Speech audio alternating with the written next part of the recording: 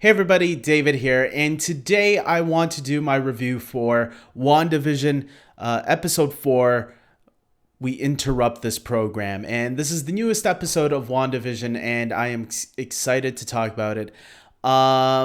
Look, this is going to be a spoiler review, so if you haven't seen the first episode yet, I recommend to watch it first, then come back and watch this afterwards. So let's get right into this. What did I think of this episode? So from the last episode, shit was going down. Wanda had this confrontation with what was her name last weekend? Geraldine, right? Well, we find out in this episode, although if you kept up with the news, you kind of knew this was going to happen. Geraldine was actually Monica Rambeau, using an alias, it looks like, and we actually don't start off where we saw her last time. We actually start off with her forming from the dust, in Endgame, when the Hulk brought everybody back. The first time Hulk snaps, remember, there's two snaps that happen at the end of Endgame. There's the snap that the Hulk does, and then there's the snap that Tony does. The one that the Hulk does is the one that brings everybody back. And we kind of seen that in Spider-Man Far From Home, but we saw it in a more comedic and lighter manner. In this version, in this story, we see it from a different perspective, and it's a more like horror-ish, dramatic perspective, where people are like freaking out, like what the heck is going on, and it's in a hospital, and it's tragic too, because when Monica comes back from the snap, she does it just like everybody else who came back. That was established in Spider-Man Far From Home and in Endgame, because remember, Peter Parker didn't know that he was gone for so long. Doctor Strange had to tell him. She finds out that her mother had passed away during the 5 years that she was gone. She finds out that she was gone for 5 years, and that 3 years earlier, 3 years before she was brought back, it looks like her mom, Maria Rambeau, passed away.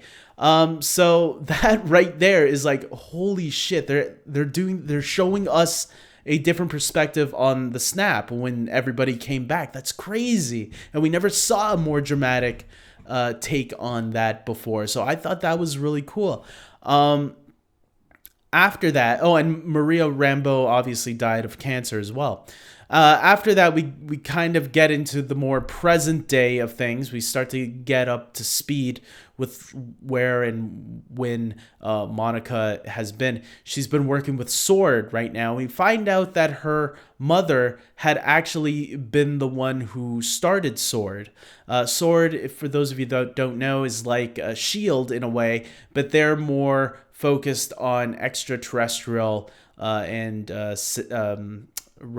I guess robotic beings as well, because whatever mystical, whatever all that stuff is, they're focused a lot on that, which is why at the end of Spider-Man Far From Home we saw Nick Fury up in space, because that was already setting up Sword. And we even meet acting director Tyler Hayward, where acting director for a reason, because obviously Nick Fury is the real guy in charge. So I guess while he's up in space, Tyler Hayward is the one that's in charge on Earth while Fury is away. That's what I'm guessing anyways. So I thought establishing all that in the beginning was really cool. I really loved this episode from beginning to end. After that, Agent Tyler Hayward tells Monica that, look, we have this situation with the FBI. You got to go to Westview and see what's going on, right? So he sends her on this mission. And when she gets there, the FBI agent turns out to be Jimmy Woo from Ant-Man and the Wasp. And he says that he was sensing some weird disturbance in the area and realized that the whole town had disappeared, and that people who, I guess, there were two police officers there that I guess were familiar with the town, and they like seem to have forgotten about it. So Monica at first is like, I don't know if it's that strange, but then she gets one of her drone helicopters and sends it into the force field that's actually there, and says, "Oh shit, something is going on here." It looks like once the helicopter drone disappears. So we start seeing some things here that are starting to link up to the first 3 episodes that we saw, and that's what this full episode was showing us. We seen the first 3 episodes which was mostly about Vision and Wanda, but now we are seeing the outside, what the outside was doing this entire time, and how that affected the inside. So I thought that was really interesting. Another thing to point out is that Westview was located in New Jersey, and Agent Wu mentions that he did have somebody that he knew that was part of the people that were missing from this small town. So he has someone on the inside that he is aware of. We are never really given who that is, because even when they get a couple of the names, which I'll get into momentarily, a lot of the names that were pointed out, he never pointed out anybody that he recognized. So I'm guessing we haven't met that person, but I do have a theory on who it could be. I'll get to that a little bit later, though. So moving on, after Monica gets the helicopter into the force field, she then goes up and tries to see what it could be, like what kind of field is this, right? And she gets sucked into it, where obviously that's how she ends up in WandaVision, right? That's how she ends up in the second episode. So things are starting to sync up a lot, and then we're moved on to Darcy.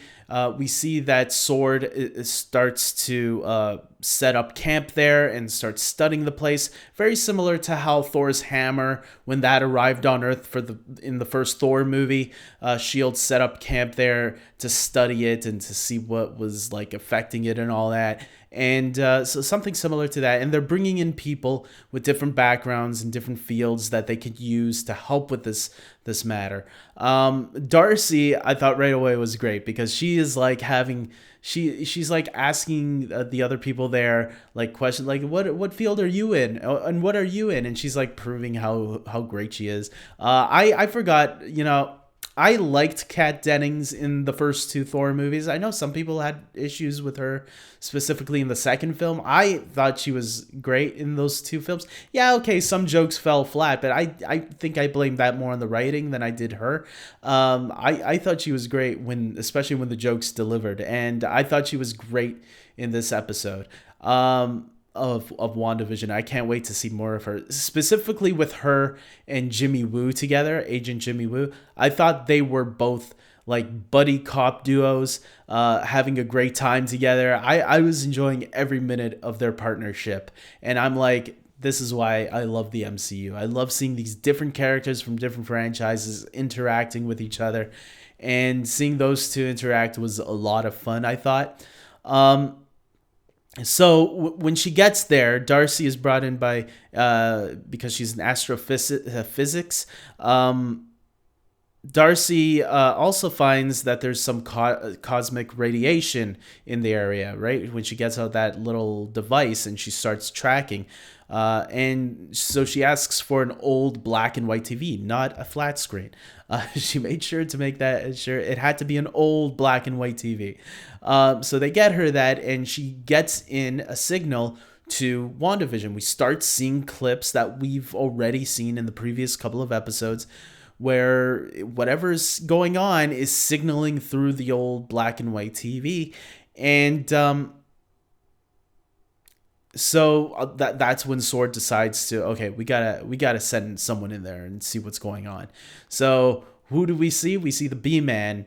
The Sword gets B-Man, the guy we never seen his face yet, and I'm curious if he's going to play a big role down the line and who he could be, because I don't think because even when he gets in there, the B-Man goes inside the sewer, and eventually we do see him get out from the other side, and we see the Wanda saying no again and making him disappear. We never seen what happened to that guy yet. So like we did with Monica was blown out of out of the force field after Wanda realized who she was, that she was an imposter, just happened to get in there. And then now the B-Man, we never got to see who he was and what happened to him after that. So I think the B-Man, I'm just calling him the B-Man until we find out who he really is. I think he's gonna play a big factor later on into what's going on.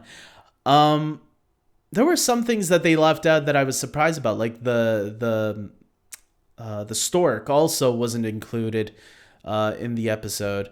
Like we never saw Darcy's reaction to the stork. Like, hey, how come she can't make that disappear? Again, I think that stork is going to play later on. I could be wrong. Maybe it's something that was a one and done thing and that's it. But I think it could still come into play later on. Sword starts taking down recognitions of any of the people that they see by using face recognition. I thought that was cool, especially when they were revealing the real names of the people that were in the show with Wanda and Vision. I did like that they, when they started realizing that, well, I'll get to that a little bit later maybe. But some of the names I wasn't too familiar with because I'm not a huge comic book expert. I can recognize some names, but like the deep cut names I'm not too sure about. And a lot of these, either they were really deep cut names or just they were just random names that I'm not too familiar with. So if there is a comic book expert watching this, please comment below and tell me if those were any significant names to keep an eye out for. But as far as I could tell, I'm going to guess no, they're not names from the comics that we might know of. And if they are, maybe they're not big names. I don't know. After that, Jimmy Woo does confirm what I speculated back in episode 2, that he was the voice that we heard on the radio. I think that was, most people were guessing that. But it was nice to get that confirmation, and I feel proud that was something that I was right about. We also see how Wanda kicked Monica out of Westview, and that's actually where they hear the name Ultron, where Monica mentions Ultron, and Monica mentions Ultron, and that's what clicks on Wanda and kicks Monica out of there. And Jimmy Woo and Darcy were like, wait, did they ever reference anything that was out of in our world? Like, or was that in the show? Was that ever in the show before? Or was this the first time they mentioned something from our actual world? And they were like, okay, something must be going on here. And that's where we see Wanda's side of things on how she kicked Monica's ass and kicked her out of the force field, which then brings us back to Wanda, and when Vision comes back into the house after Monica is gone, we actually see a quick glimpse of Vision still dead with the hole in his head, and that creeped me out a little bit because I remember when that happened in Avengers Infinity War, that was like a horror show, seeing Thanos crush Vision's head inside. I was like, wait, what? I wasn't expecting that. And then, out of all the Avengers, Vision was the only one that did not return in Endgame. So to see he was still in his dead form, I thought was okay. It kind of gives the idea that she's obviously the one using her powers to bring him back, powering him up and hiding his dead body, because then she got shook a little bit there and then had to put him back the way he looked quickly before, she couldn't handle it. She didn't want to look at him that way. She needed him to look the way she remembered him before Thanos, destroyed him. Vision recommends that they should go somewhere else, but Wanda is like, no, we're gonna stay here, we're good. So something about that place, Wanda needs to stay there, possibly to keep Vision back to life. I don't know what it is, but clearly there is something about that town that is keeping Vision alive there. So that's my theory on that. Finally, Monica realizes Wanda's the one doing it all, which we kind of already knew from the previous episode. I still believe, though, this is my theory, I still believe that there's someone else at play that's still manipulating Wanda. It is possible that Wanda could be the villain of this story. I just don't see how you're going to resolve this properly. But then again, this is supposed to lead into Doctor Strange and the Multiverse of Madness, where some people have already been theorizing that Wanda can end up being the villain in that movie.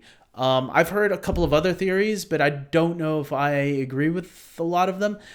For an example, Wanda...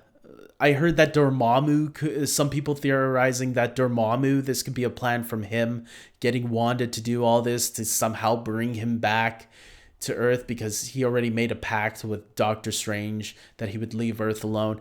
I don't know if I agree with that one. It just sounds too much to me to bring Dormammu back into all of this. Maybe in the Doctor Strange movie, but for this in particular, I don't know.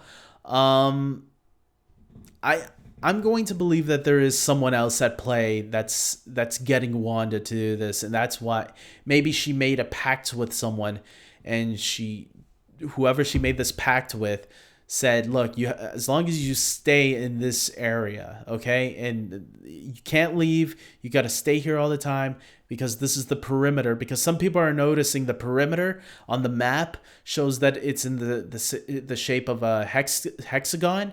And so maybe there's something about that if Vision gets out of that perimeter, maybe he won't be able to live. I don't know. Anything's possible. Obviously, I don't have the answers, but it's going to be interesting to see how it all turns out. I want to go back on something that I almost forgot about. Agent Wu says that there was someone inside that he knew, and he wanted to see if they were all right. I'm gonna guess it's no one that we know of yet, because he didn't point out to any of the pictures of anybody he recognizes.